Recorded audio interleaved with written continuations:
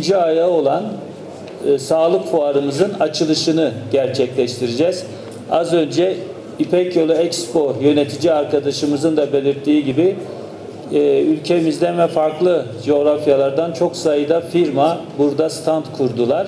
Birazdan onları da göreceğiz.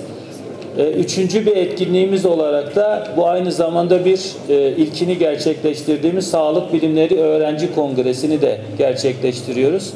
Bu da bizim için son derece önemli çünkü öğrencilerimizin akademiye atacakları ilk adım olarak değerlendirdiğimiz 1. Sağlık Bilimleri Öğrenci Kongresi de gerçekten çok sayıda üniversite öğrencisi olan, özellikle sağlık alanında çok sayıda nitelikli eğitim veren üniversitemiz için gurur vericidir. Ben Gül Tunuç, burada Van'da One More firmasının hem ürün distribütörüyüm, hem satış distribütörüyüm, hem de ürünlerimi burada organize sanayide böyle bir sağlık fuarı olduğu için tanıtımını yapıp daha çok kendi milletimize duyurmak için buradayım.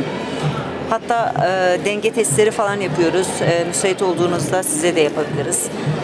Sağlık ürünlerimiz bizim baştan aşağı bütün vücudumuza hitap eden takviye gıdadır, tamamen vücudumuza kullandığımız belli bölgelerimize takarak kendimizi vücudun içeriden onardığı TTS teknolojisiyle buradayız. Yani alternatif tıpla TTS teknolojisinin bir arada insanlara sunumu için buradayım. Burada Van'da birçok fuar yapılıyor. Yani sağlık sektörüne de hitap etmesi çok güzel bir alan oldu. Çünkü burada hani insanlarımız birçok şeyin Van hani Doğu bölgesinde çok olup olmayacağını bilmediği için böyle bir fuarın olması en azından buradaki medikalcilerin olsun, sağlık sektörünün hangi alanlara hitap ettiğini bilmesi açısından çok çok faydalı oldu bence. Merhaba, ben Başak Koleji'nden Beyza Sultan Bineciye. Burada kendi enerjisini kendisi üreten bir kasaba var. Yenilenebilir enerji kaynaklarını kullanarak bir kasaba ürettik.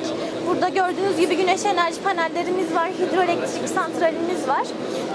İnsanlara yenilenebilir enerji kaynaklarını tanıtmak istedik. İleride fosil yakıtlar tükenecek ve fosil yakıtlar dünyamıza çok fazla zarar vermekte. Biz de insanlara bu yenilenebilir enerji kaynaklarını tanıttık. İleride fosil yakıtlarımız tükendiğinde şimdiden insanların bu kaynakları kullanmasını amaçladık.